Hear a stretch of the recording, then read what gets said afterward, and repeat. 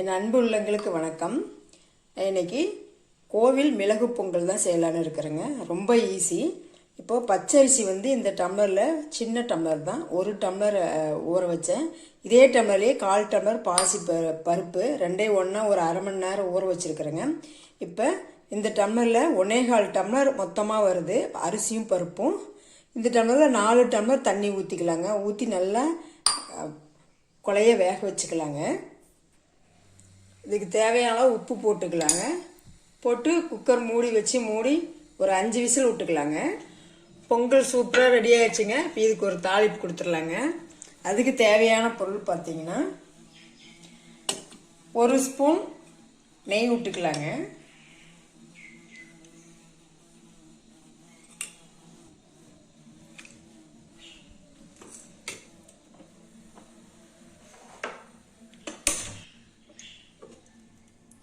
ஒரு 2 ஸ்பூன்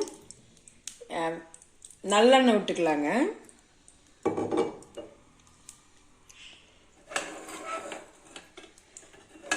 நெய் உருகட்டுங்க.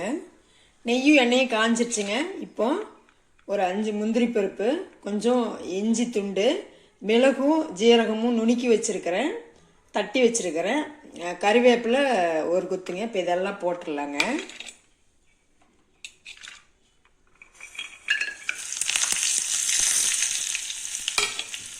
இதெல்லாம் போட்டதும் பொரிஞ்சு வந்ததும் இதெல்லாம் பொரிஞ்சிருச்சுங்க. இப்போ நம்ம கொஞ்சம் பெருங்காயத்தூள் போட்டுடலாங்க.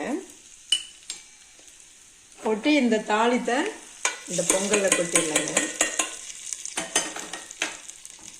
கொட்டி நல்லா கிளற வேண்டியதாங்க.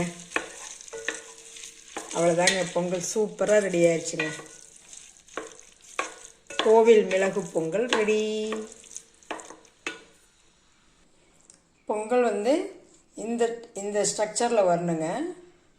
நான் சொன்ன அளவுகளை ஃபாலோ பண்ணி செய்யுங்க.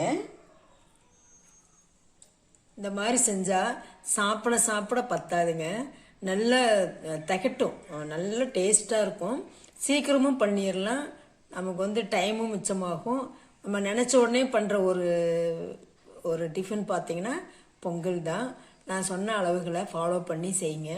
எப்பவுமே பொங்கலுக்கு நம்ம நெய்யும் எண்ணெயும் பாதி பாதி ஊற்றணும்னா, அதுவும் நல்லெண்ணெய் இருந்தால் ஊற்றணும்னா அப்படி செம்ம டேஸ்ட்டாக இருக்குங்க. இந்த சாம்பார் நான் இன்னொரு நாளைக்கு நான் போடுறேன். சாம்பாருமே ரொம்ப சிம்பிள் தான். நான் சொன்ன அளவுகளை ஃபாலோ பண்ணி செஞ்சு பாருங்கள், சூப்பராக இருக்கும். அதுவும் இன்னைக்கு தை அமாவாசை நெய்வேத்தியம் பண்ணுறதுக்கு சீக்கிரமாக பண்ணுற ஒரு ரெசிபிங்க. பிடிச்சதுன்னா சப்ஸ்கிரைப் பண்ணுங்கள். தேங்க்யூ.